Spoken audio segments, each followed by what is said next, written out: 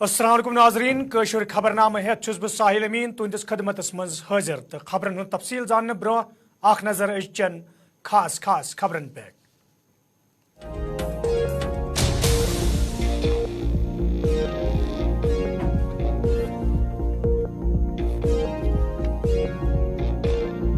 वादी कशीर मज हड़ताल कंजंग तो अलायदगी पसंद सोच खत्म दफा 307 फैसले निन पत जम्मू कशीर मज तमीर तरक्की हज बात हमवार अमित शाह।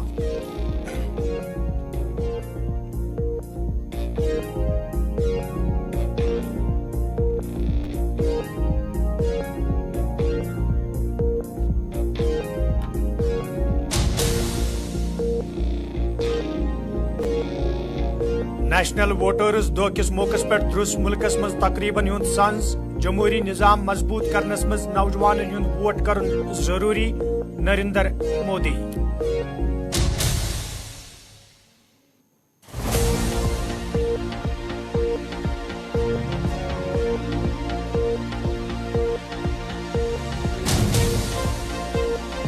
शतवु जनवरी च तकरीब पेश नजर जम्मू कशीर मज सिक्योरिटी सख्त जाई जाई फोर्सेस एहलकार खसूसी नाक तलाशी हेन पत गाड़ी वालन तो वत पकवन ब्रो पकन इजाजत।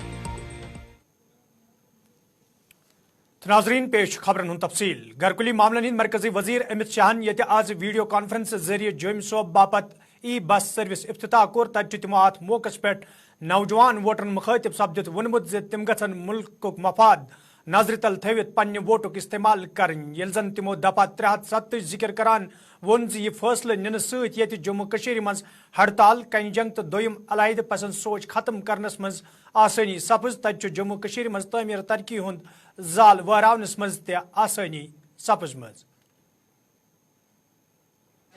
नेशनल वोटर डे हमारा देश लोकतांत्रिक व्यवस्था से चलता है और लोकतांत्रिक व्यवस्था की सबसे छोटी इकाई हमारा नागरिक हमारा वोटर है। आज 18 साल से ज्यादा जिसका भी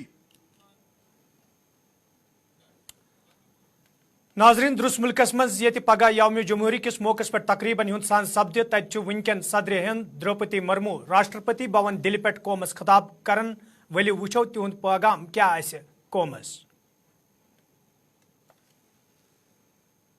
यात्रा में एक ऐतिहासिक पड़ाव है। ये उत्सव मनाने का विशेष अवसर है।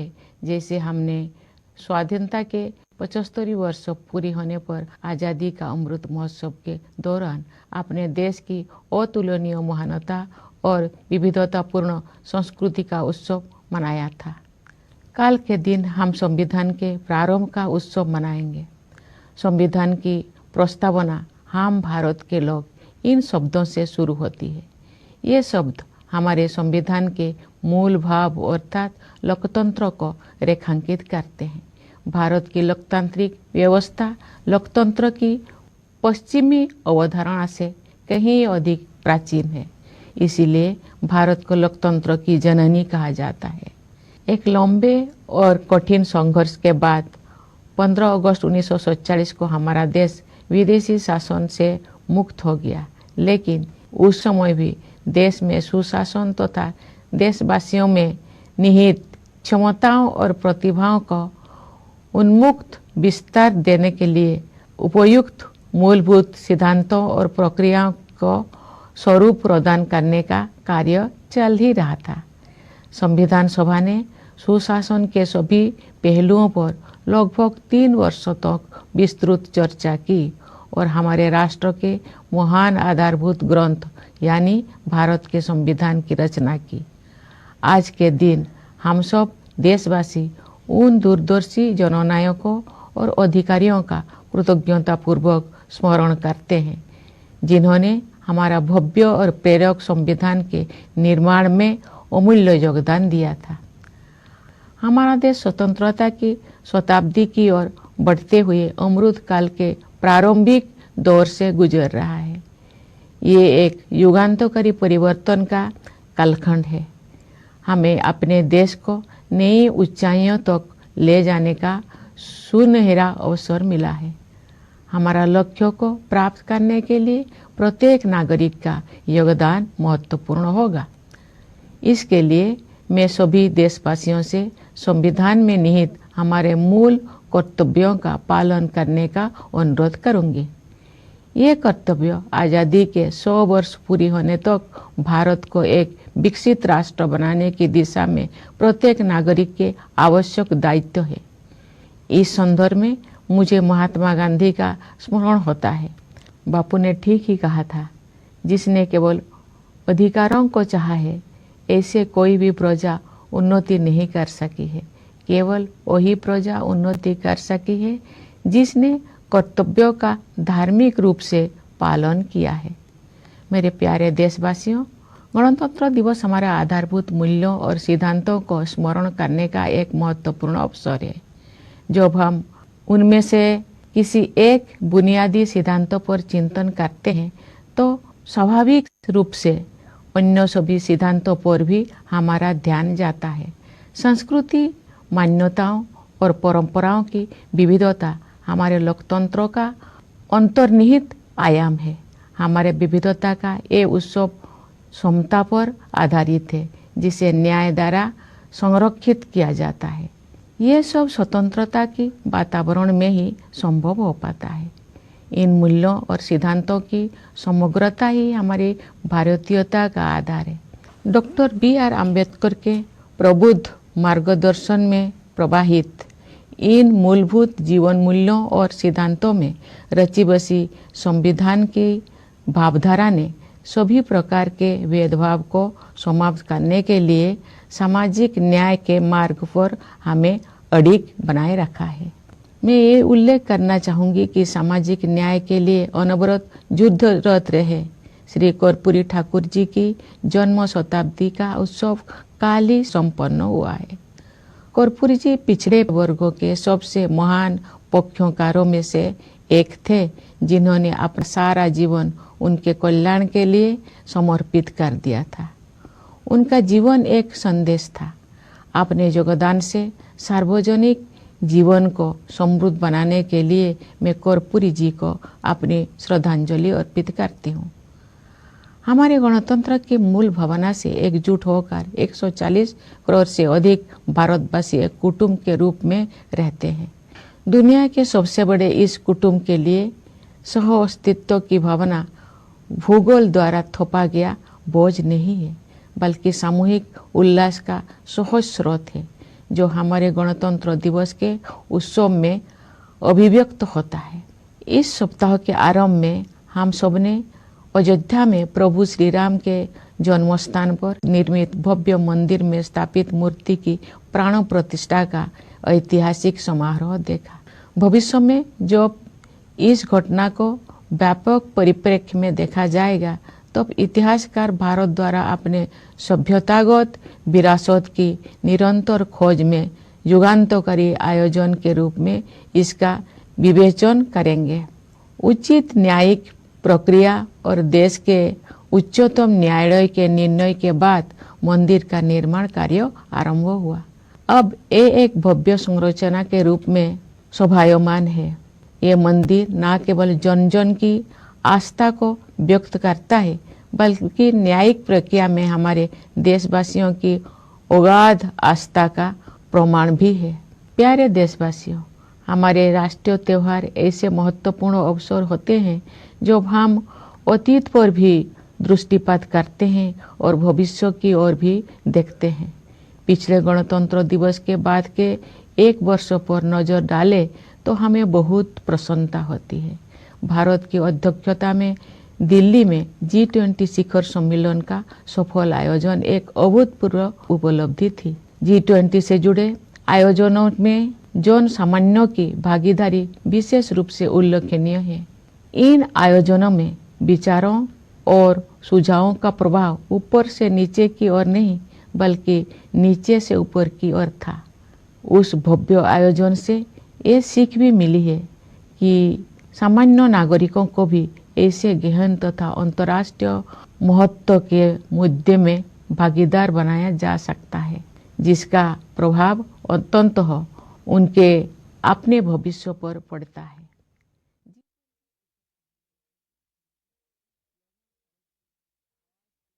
नाजरीन कोशर खबरनाम जारी ये निमाक तिजारती वक्फ।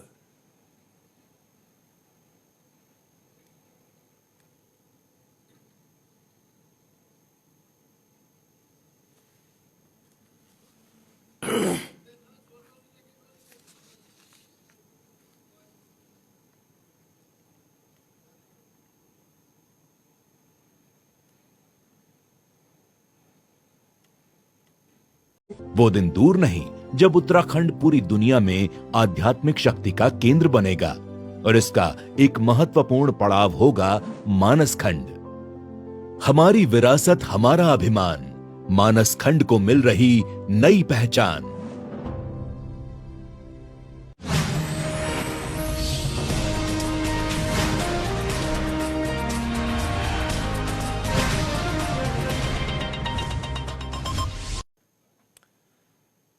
नाजरीन खबरनामस में तुंद बार खैर मकदम तो पेश मजीद खबरन हूं तफसील। घरकुली मामलन हिंद मरकजी वजीर अमित शाह वादी हंदन हालातन हिंद जिक्र करान वोनमुत ज मरकजी सरकार के अकि अहम फैसले सत्य जम्मू कश्मीर मज अमन अमान कायम सपदमुत तत जम्मू कश्मीर मज तमीर तरक्की हुंद जाल वहरानस मज त आसानी सपजमज। National water day.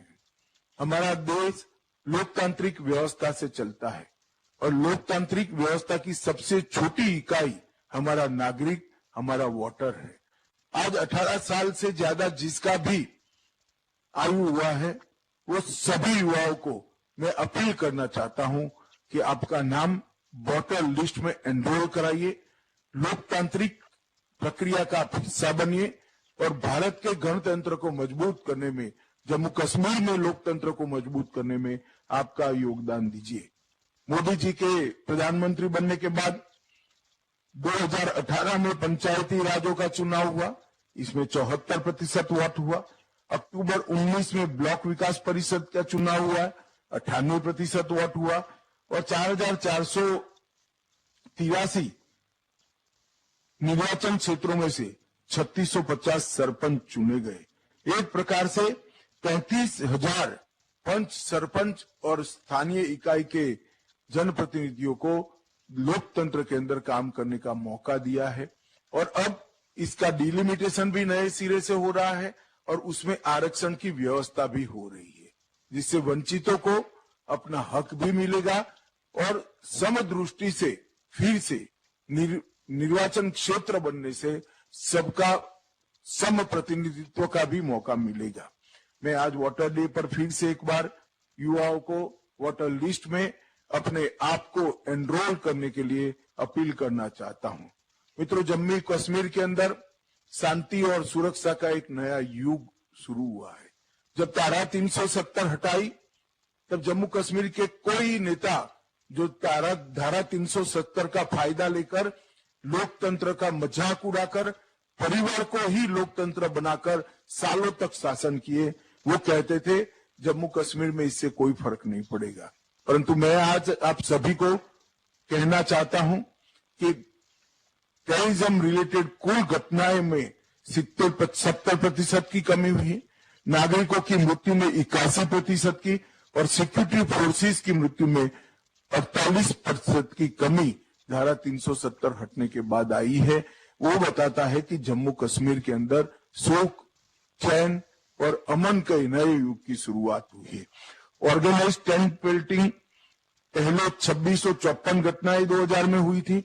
2023 में एक भी पत्थरबाजी की घटना ऑर्गेनाइज तरीके से नहीं हुई है।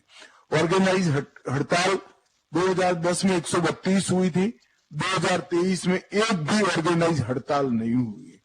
स्टोन पेल्टिंग में नागरिकों की मृत्यु 2010 में 112 हुई थी, आज एक भी नागरिक पूरे साल में 2023 में नहीं मारा गया है और जख्मी नागरिकों की संख्या 6235 थी, इसकी जगह जख्मी नागरिकों की संख्या भी 0 है। टेरर फाइनेंस पर नकेल कसी गई है, इनकी प्रॉपर्टी सील की जा रही है, अटैच की जा रही है और फ्रीज की जा रही है। और ढेर सारे आतंकी संगठनों पर हमने नकेल कसने के लिए बैन लगाने का भी काम किया है। तो जम्मू कश्मीर में एक नए युग की शुरुआत नरेंद्र मोदी जी के नेतृत्व में हो रही है। हमारे एलजी साहब। नाजरीन खबरनामस में तुंद बार खैर मकदम तो पेश मजीद खबरन हूं तफसील। दुरुस्त मुल्कस मज आवाज नेशनल वोटर्स दो किस मौकस पे प्रोग्रामन हुंद सांझ करने या दौरान वोटरन वोट च अहमियत हवाले जान दिन आये। सारवी खोत बड़ तकरीब सपज नई दिल्ली मज ये वज़ीर आज़म नरेंद्र मोदियन वीडियो कॉन्फ्रेंस जरिए नवन वोटरन मुखातिब सपदित वोन जे जमहूरियत के बका बापत जरूरी जे वोटर करन पन्ने वोटुक सही इस्तेमाल। वज़ीर आज़म नरेंद्र मोदियन अत मौकस पे वोनमुत जे मरकजी सरकार तरफ नौजवानन हुंद मुस्तकबिल तो मुल्क तमीर तरक्की हवाले कया कदम तुलन ताहम यह नौजवानन हिज जिम्मेदारी जे तिम करन इन वालन लोकसभा इंतखाबन दौरान पन्ने वोटुक इस्तेमाल युद्ध जन सह मकसद पूर सपदी यम बापत सरकार तरफ कोशिश करने वज़ीर आज़म नरेंद्र मोदियन अत मौकस पे हिजब इख्तिलाफ जमातन हिज नुक्तचीनी करान नौजवान वोनमुत जे हिजब इख्तिलाफ जमातन हिज पॉलिसी नौजवान मुखालिफ तो नौजवान तबकस पज़ अमे हवाले बाखबर रोजुन। मुझे खुशी है कि आज भारत का नौजवान देश के समक्ष मौजूद चुनौतियों को अच्छी तरह समझ रहा है, इसलिए वो भ्रष्टाचार के खिलाफ है, वो परिवारवाद के खिलाफ है। परिवारवाद एक ऐसी बीमारी है जो देश के युवाओं को आगे बढ़ने से रोकती है। आपने देखा है कि परिवारवादी पार्टियों में दूसरे युवा कभी आगे नहीं बढ़ पाते। परिवारवादी पार्टी के नेताओं की सोच ही युवा विरोधी होती है, इसलिए आपको अपने वोट की ताकत से ऐसी परिवारवादी पार्टियों को हराना है। साथियों, आज इस आयोजन में शामिल युवाओं की मैं इस बात के लिए और सराहना करना चाहता हूं। आपने अमृत महोत्सव के दौरान जन भागीदारी की अद्भुत मिसाल कायम की है।